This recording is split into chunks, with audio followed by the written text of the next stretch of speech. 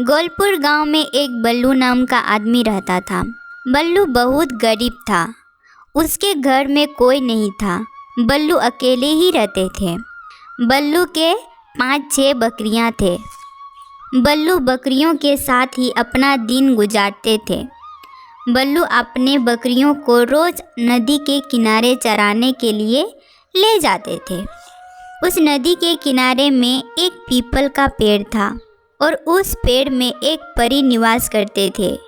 परी उस पेड़ में अकेले रहते थे और पीपल का पेड़ कोई साधारण पेड़ नहीं था, वो एक महल था। जो भी उस पेड़ के छांव में जाते उसे एक महल दिखाई देता। बाहर से सिर्फ एक पीपल का पेड़ दिखाई देता है और वो पेड़ रात में ही बाहर से महल जैसा लगता है, दिन में एक मामूली पीपल का पेड़ जैसा दिखाई देता।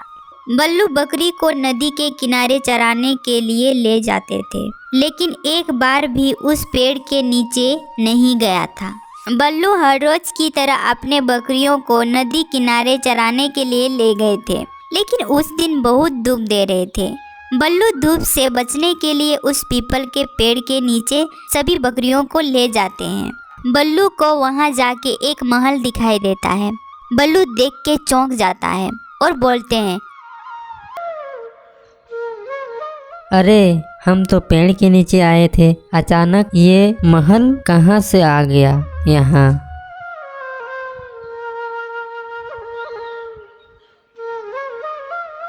बल्लू उस पेड़ के छांव से बाहर जाता है, फिर उसे एक पेड़ ही दिखाई देता है।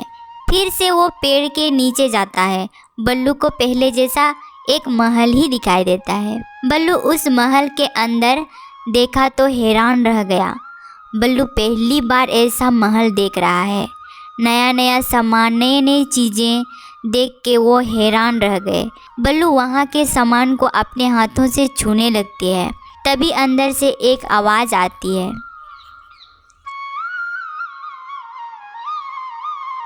कौन है मेरे घर में, कौन आया है।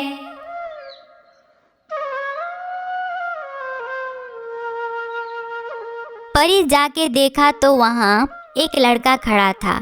उसके पैरों में चप्पल नहीं और कपड़े फटे हुए पहने थे।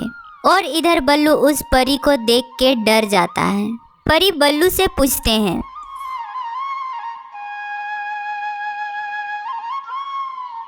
तुम कौन हो और मेरे घर में कैसे आना हुआ। हम आपको पहले तो कभी नहीं देखे थे। ये मेरा घर है और ये घर उसी को दिखाई देता है जो दिल के बहुत अच्छे होते हैं और मन के भी सच्चे होते हैं। मेरा घर उसी को दिखाई देता है।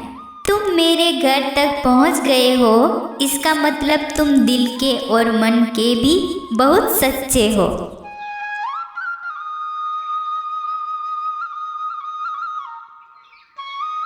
ज़्यादा धूप होने के कारण हम पीपल के पेड़ के छांव में आए और छांव में आते ही एक महल दिखाई दी और जैसे ही महल के अंदर मैंने प्रवेश किया तो आपकी आवाज़ सुनाई पड़ी।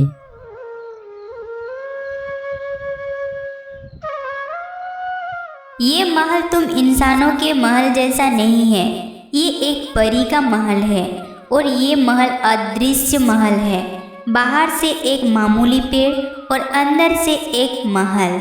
ये परियों का गुप्त महल है, लेकिन तुम एक इंसान हो, ये सब तुमको अजीब लगता होगा ना।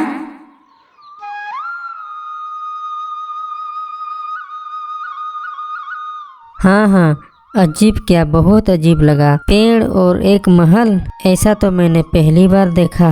बहुत अच्छा लगा आपके ये महल देखकर। हम रोज यहाँ बकरी चराने आते हैं। अगर आप बुरा ना माने तो मैं यहाँ रोज आया करूँगा।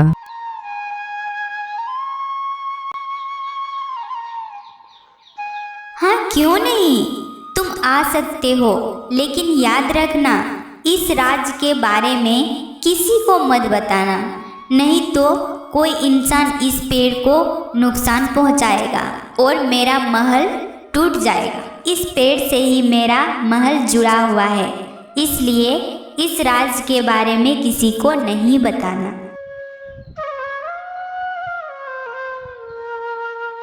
और वे दोनों एक अच्छे दोस्त बन जाते हैं।